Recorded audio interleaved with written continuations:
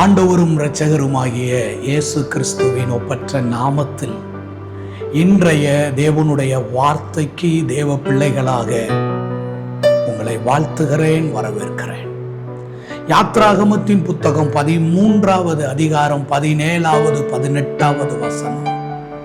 பெலிஸ்தியரின் தேச வழியாக போவது அவர்களுக்கு சமீபமானாலும் தேவன் அவர்களை அந்த வழியாக நடத்தாமல் சிவந்த சமுத்திரத்தின் வழியாக அவர்களை சுற்றி போக பண்ணினார்.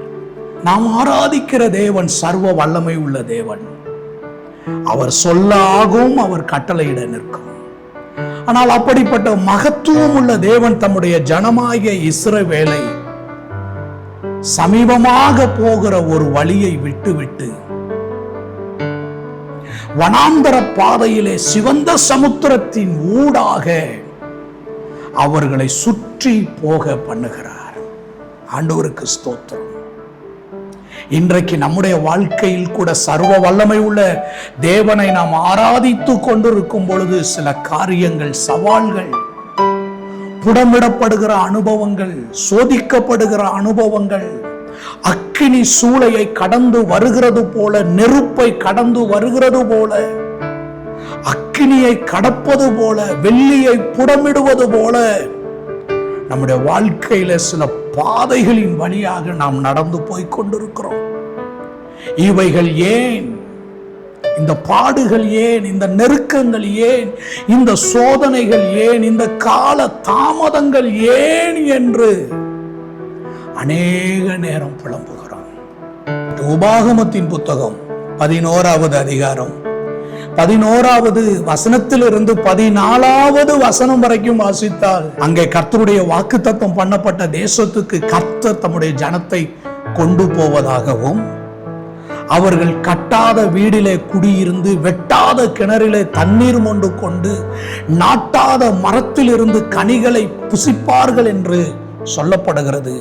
அது பள்ளத்தாக்கு உள்ள தேசம், வானத்தின் மழை தண்ணீரை குடிக்கிற தேசம் என்று சொல்லப்படுகிறது.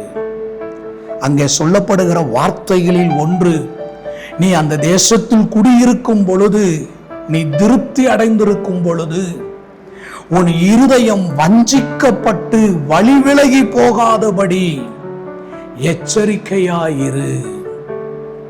லகுவான ஒரு காரியம், திருப்தி உள்ள ஒரு வாழ்க்கை ஒரு மனிதனுக்கு கிடைக்கும் பொழுது இயல்பாகவே கர்த்தருக்கு ஸ்தோத்திரம், அவன் இருதயம் வஞ்சிக்கப்பட்டு தேவனை விட்டு வழி விலகி போய் வேற தேவர்களை சேவித்து விடுவார்கள் என்பதை தேவன் அறிந்திருந்தார். சீக்கிர துரிதமாய் கிடைக்கிற ஆசீர்வாதம் தங்கிராது என்று ஆண்டவருடைய வார்த்தை சொல்லுகிறது.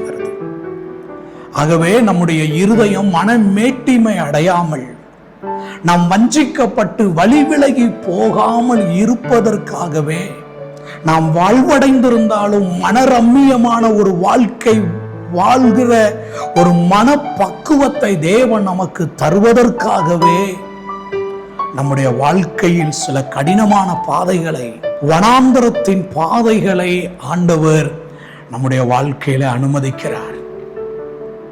நம்முடைய பிரயோஜனத்திற்காகவே அவர் நம்மை சிட்சிக்கிறார் என்று தேவனுடைய வார்த்தை சொல்லுகிறது. இன்றைக்கு ஆகவே கால தாமதங்களையோ கடினமான பாதைகளையோ நினைத்து நீங்கள் மனசோர்வடையாதபடி, இந்த கடினமான பாதைகளில் தேவன் எனக்கு தாழ்மையையும் மன ரம்மியத்தையும் கற்றுத்தருகிறார் என்று ஏற்றுக்கொள்ளுவீர்களே ஆனால் நீங்கள் கர்த்தருடைய தேசத்திலே நீடித்த நாட்களாக நிலைத்திருந்து நன்மையை காண்பீர்கள். அன்பின் நல்ல ஆண்டவரே, நீர் எங்களை சோதிக்கும் பொருட்டாக, நாங்கள் உம்மை சேவிக்கும் பொருட்டாக, உம்முடைய கற்பனைகளையும் கட்டளைகளையும் நாங்கள் கை கொள்ளும் பொருட்டாக நீர் எங்களை நடத்துகிற எல்லா வனாந்தரமான பாதைகளுக்காக ஸ்தோத்திரம்.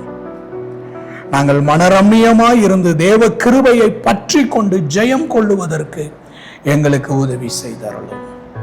இயேசுவின் நாமத்தில் பிதாவே, ஆமென். கர்த்தர் நம்மை ஆசீர்வதிப்பாராக.